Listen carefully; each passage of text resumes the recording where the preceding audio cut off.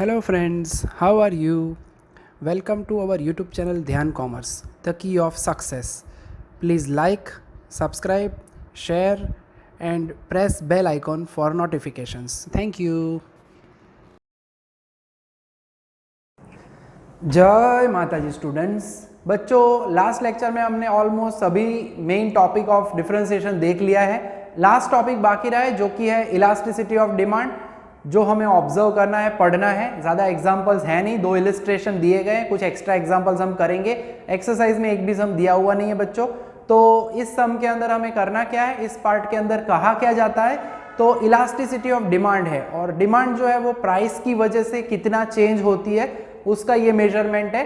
तो मीनिंग जो है, डेफिनेशन है, हम ऑब्जर्व कर चुके हैं, मैंने रेडी रखा हुआ है यहाँ पे, that ratio of percentage change in demand due to percentage change in price.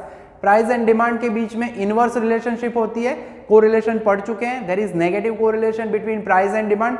Price बढ़ती है तो डिमांड कम होती है, प्राइस कम होती है, स्टैंडर्ड प्रोडक्ट है तो डिमांड बढ़ती है। यानी इसी वजह से आगे लिखा जाता है, नेगेटिव साइन रखी जाती है, माइनस साइन, ऑपोजिट डायरेक्शन में होते हैं चेंजेस। और हमें जो सम्स देखने बच्चों, उसमें डिमांड फंक्शन दिया जाएगा, तो उससे रिलेटेड फॉर्मूला यहाँ पे थोड़ा अलग तरह से होगा। रेवेन्यू फंक्शन में हम लिखते थे P in terms of X, यहाँ पे ध्यान रखना है डिमांड होगी इन टर्म्स ऑफ प्राइस, ठीक है, यानी X in terms of P हो। तो फॉर्मूला हमें दी गई है that elasticity of demand is minus P upon X dx by dP, ठीक है। तो डेरिवेटिव जो भी हम करेंगे वो विथ रिस्पेक्ट टू P करेंगे, जैसे हम विथ रिस्पेक्ट टू X करते थे वैसा ही, खाली वेरिएबल बदल रहा है।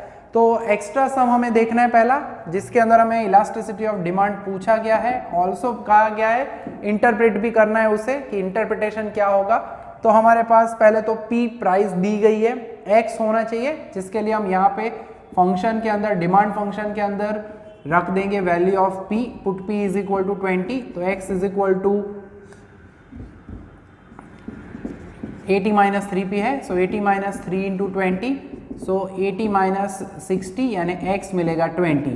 X यानी हमारे यूनिट्स है, प्राइस दी गई है P in terms of rupees होता है, सो X मिल गया, P मिल गया। अब हमें फाइंड करना होगा डेरिवेटिव बच्चों, ठीक है, यानी फंक्शन जो है उसका डेरिवेटिव करेंगे विथ रिस्पेक्ट टू P, यानी dx बाय dP, ठीक है। तो जो काम हम करते थे, ऑपरेटर है हमारे पास विथ रिस्पेक्ट टू P, तो ऑपरेटर अप्लाई करेंगे d by dP of 80 minus d by dP of 3 times P। So constant के लिए तो कोई कष्ट नहीं है, मैं एक और स्टेप करूंगा, कांस्टेंट 3 बाहर निकालेंगे। जैसे बच्चों d by dx of x, x का derivative with respect to x 1 होता था, वैसे ही P का derivative with respect to P, खाली नाम बदल गया है, फॉर्मूला वही है, कांस्टेंट का होगा 0 minus 3 derivative of P with respect to P, और वो हो जाएगा 1। So derivative of the function with respect to P, यानी वो हमें मिल रहा है -3, ठीक है। जनरली फंक्शन अगर मिलता है तो हमें वैल्यू भी इवेल्युएट करनी होती है, तो वो हम यहाँ पे जस्ट दिखाएंगे, नेक्स्ट समय में आपको ये प्रूव करके भी दिखाऊंगा। सो ये वैल्यू रखनी है आपको एट प्राइस, तो वो यहाँ पे वैसे रेडीमेड है। अब हमारे पास तीनों के तीनों हिस्से हैं, P है, X है, dx बाई dP है। इलास्टिसिटी ऑफ डिमांड जो है वो आपको हमेशा एक पॉजिटिव आंसर मिलेगा, आंसर माइनस कभी नहीं होता है। तो फाइनली अब रख देते हैं फॉर्मूला में, so elasticity of demand that is nothing but minus P upon X and dx by dP। So price जो है वो हमारे पास 20 है, डिमांड X है वो भी हमारे पास 20 है, और जो अभी अभी हम लेके आए आंसर वो है -3। तो सिंपली आपको आउटपुट देख सकते हैं, इलास्टिसिटी ऑफ डिमांड हमें क्या मिल रहा है 3, ठीक है। तो यहाँ पे हम कहना चाहते हैं ये जो है वो परसेंटेज में होता है, यानी इंटरप्रेट करना है यहाँ पे इंटरप्रिटेशन, तो उसमें हम कह सकते हैं सिंपली कि when the change in price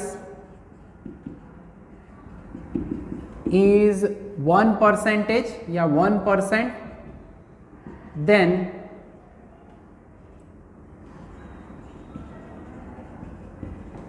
change in demand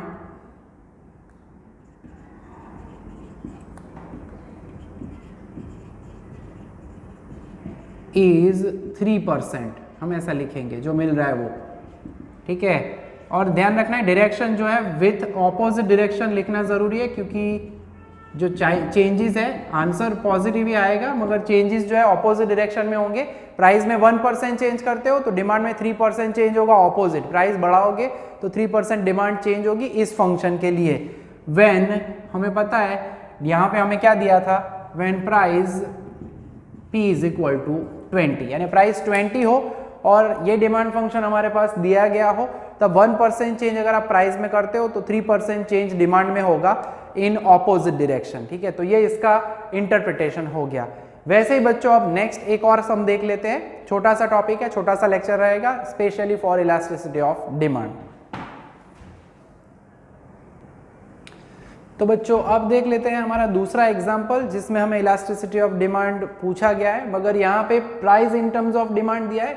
सबसे पहले जो है फंक्शन होना चाहिए इन terms of P in terms of X है, X in terms of P होना चाहिए स्टैंडर्ड फॉर्म के हिसाब से, कोई प्रॉब्लम है नहीं। वैसे हमें P एंड X ढूंढना है तो पहले X की जगह पे मैं वैल्यू रख देता हूँ, put X is equal to 10, तो विल हैव अवर P यानी 50 माइनस 4 इंटू 10, सो 50 माइनस 40 यानी 10। तो प्राइस हमें मिल चुकी है अब बच्चों। ठीक है, अब हमें क्या करना है, फंक्शन जो है वो होना चाहिए इन टर्म्स ऑफ P, यानी x को मैं लेफ्ट में ले जाऊंगा, p को राइट में, यानी 4x is equal to 50 minus p, so x is equal to हो जाएगा 50 माइनस p अपॉन 4।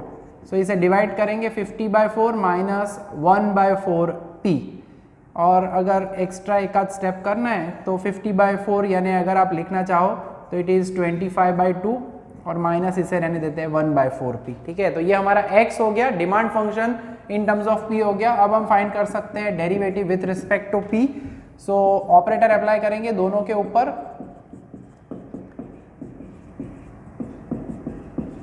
कांस्टेंट पहले में तो पूरा कांस्टेंट ही है तो वो तो बाद में 0 ही हो जाएगा। पड़ोस में 1 बाई 4 कांस्टेंट निकाल लेंगे, d by D of p, so this is 0 minus 1 by 4, derivative will be 1, so this is minus 1 by 4।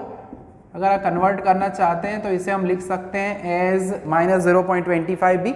So put p is equal to, वैसे इसमें भी रखने की जरूरत नहीं है, 10। इसके बाद एक इलिस्ट्रेशन में करवाऊंगा जो तो बुक में थोड़ा अलग तरह से किया है, उसे हम हमारी इस मेथड से भी करेंगे तो कॉन्सेप्ट क्लियर हो जाएगा। सो finally elasticity of demand, interpretation पूछते हैं तो लिखना है, जैसे कि इस समय इंटरप्रिटेशन है नहीं तो कोई टेंशन नहीं है। So minus p upon x d x by d p. ठीक है, सो माइनस प्राइस जो हमारे पास है वो है 10, डिमांड जो है वो भी है हमारे पास luckily 10, so D X by D P यानी माइनस 1 बाई 4 होगा। सो टेक्निकली कैंसिल हो जाएगा और आंसर 1 बाई 4 आएगा यानी 0.25।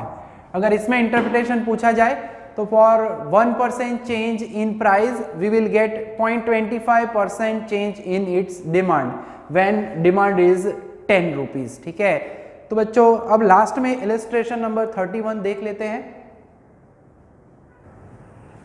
सो इलस्ट्रेशन नंबर 31 के अंदर बच्चों हमें फंक्शन दिया गया है, स्क्वायर रूट वाला है, बुक के अंदर इलस्ट्रेशन करके दिया है, थोड़ा अलग तरह से हम करने वाले हैं, उसमें किया है, वैसे भी आप कर सकते हो, बट कॉन्सेप्ट वाइज हमारे पास पहले तो प्राइस होनी चाहिए, डिमांड दी गई है हमें। ठीक है, फिलहाल आप ऑब्जर्व कर सकते हो डिमांड के फॉर्म में x in terms of p होना चाहिए, हमें यहाँ पे दिया गया है p in terms of x। ठीक है, हमें सबसे पहले फाइंड करना है x दिया जाए तो p ढूंढो, p दिया जाए तो x। यहाँ पे प्राइस मेंशन की गई है, so simply I will put p is equal to 9, तो p की जगह 9 रख देंगे, 12 minus square root of x चाहिए लेफ्ट साइड पे ले जाओ, so square root of x is equal to 12 minus 9 यानी कि 3। सो स्क्वायर रूट x 3 है, अगर हमें x चाहिए तो दोनों साइड बच्चों स्क्वायर करना पड़ेगा, तो हमें हमारे यूनिट्स मिल जाएंगे, x is equal to 3 square यानी 9 यूनिट्स। ठीक है, तो p एंड x पहले होना चाहिए हमारे पास। अब जो काम करना है बच्चों वो हमें फाइंड करना है dx by D P. Function जो है वो हमें इन terms of p in terms of x दिया है, तो यहाँ पे फंक्शन को भी कन्वर्ट करना पड़ेगा। बुक के अंदर उन्होंने डेरिवेटिव करके 1 अपॉन करके कर दिया है, हम प्रॉपर काम कर रहे हैं यहाँ पे, उस तरह से भी आप करोगे तो चलेगा, कोई टेंशन है नहीं। अब स्क्वायर रूट x है, हमें x फंक्शन होना चाहिए हमारे पास, स्क्वायरिंग बोथ साइड, जैसे अभी हमने यहाँ पे लेफ्ट में किया वैसे ही। सो स्क्वायर रूट x का स्क्वायर यानी x। अब राइट साइड पे बच्चों होल स्क्वायर का एक्सपांशन देना है, यानी a square minus 2ab plus b square, यानी ये अब हमारा demand function x in terms of p ready हो गया। अब ऑपरेटर अप्लाई करो, dx बाई डी, हर हिस्से के ऊपर ऑपरेटर अप्लाई करेंगे। सो जैसे हम डेरिवेटिव करते हैं आगे के सम में वैसे ही करना है। कांस्टेंट में बाहर निकालूंगा पहले फंक्शन को छोड़ के, क्योंकि उसमें p नहीं दिया गया है, वेरिएबल अब हमारा यहाँ पे p होता है। सो 24 बाहर निकाल देना है, d by D p of p, then derivative of p with square with respect to p, तो ये 0 होगा। 24 p का डेरिवेटिव 1 एंड p स्क्वायर का होगा 2p। So this is -24 plus 2p। बच्चों जब भी डेरिवेटिव हम फाइंड कर लेते हैं फिर इसमें प्राइस की वैल्यू रख देनी है। So put p is equal to, हमारे पास प्राइस दी हुई है 9 उन्होंने, सो dx बाई डी हमें मिल जाएगा यहाँ पे at price. So -24 plus 2 into 9, so this is -24 plus 18, तो -6 मिलेगी हमें ये वैल्यू, यानी derivative evaluated at p is equal to 9 हमारे पास रेडी है। अब जो है डेरिवेटिव हमेशा आपको माइनस मिलेगा बच्चों, तो ही आपकी इलास्टिसिटी, हमारे इलास्टिसिटी ऑफ डिमांड की वैल्यू प्लस मिलेगी। तो अब जो करना है बच्चों वो हमें सिंपली हमारी फॉर्मूला में रख देना है। अब ये हटा देता हूं मैं हिस्सा। So finally elasticity of demand,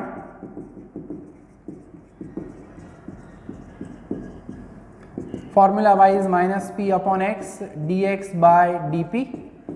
तो प्राइस जो हमारे पास है वो है 9, x अभी हम लेके आए, x की वैल्यू जो थी हमारे पास that was also 9, and dx by D हमारे पास -6 है, यानी आउटपुट हमें क्या मिल रहा है 6। तो इलास्टिसिटी ऑफ डिमांड अगर आप इलस्ट्रेशन में भी देखोगे, इलस्ट्रेशन जो है हमारा वो हमारी बुक के अंदर हमें दिया गया है, ठीक है, दैट इज पेज नंबर 190 के ऊपर है, ठीक है 190। तो वहाँ पे देखोगे तो भी सेम, ठीक है, यही आंसर मिलेगा। इंटरप्रिटेशन पूछा जाए तो उसी तरह से करना है जैसे हमने पहले सम में किया था। इंटरप्रिटेशन क्योंकि पूछते हैं तो इंटरप्रेट करना पड़ेगा। तो हम कह सकते हैं when change in price is 1%, then change in demand is 6%, ठीक है। अब यहाँ पे मैंने आगे भी कहा था कि हमें यहाँ पे लिखना है इन ऑपोजिट डायरेक्शन, क्योंकि ये डायरेक्शन ऑपोजिट होती है बाय डिफॉल्ट, क्योंकि relationship between price and demand जो है वो ऑपोजिट डायरेक्शन में होता है या नेगेटिव कोरिलेशन है। और यहाँ पे हमें जो दिया था उन्होंने व्हेन प्राइस इज 9 यूनिट्स, ठीक है, यानी इस तरह से इंटरप्रिटेशन खास लिखना है। खाली इंटरप्रेट करो ऐसा भी पूछ सकते हैं 1 मार्क में आपको कि if the elasticity of demand is 6 interpret it, तो भी आपको लिखना है। फॉर्मूला भी पूछ सकते हैं, give the formula of elasticity of demand या give the meaning of elasticity of demand, ठीक है। तो डिफरेंशिएशन के ऑलमोस्ट सभी कॉन्सेप्ट को बच्चों हम कंप्लीट कर चुके हैं। एक और इलस्ट्रेशन 30 दिया हुआ है, ठीक है, तो प्रैक्टिस करिए अच्छे से। ऑल्दो ज़्यादा पूछा नहीं गया है सम इस टाइप का एग्जाम में, एक्सरसाइज में सम है नहीं, मगर हमें तैयार तो हर टॉपिक को करना चाहिए। तो डिफरेंशिएशन पूरा चैप्टर जो है हमारा कंप्लीट होता है यहाँ पे। यहाँ तक का काम रखेंगे आज के सेशन में। जय माता जी, thank you and take care.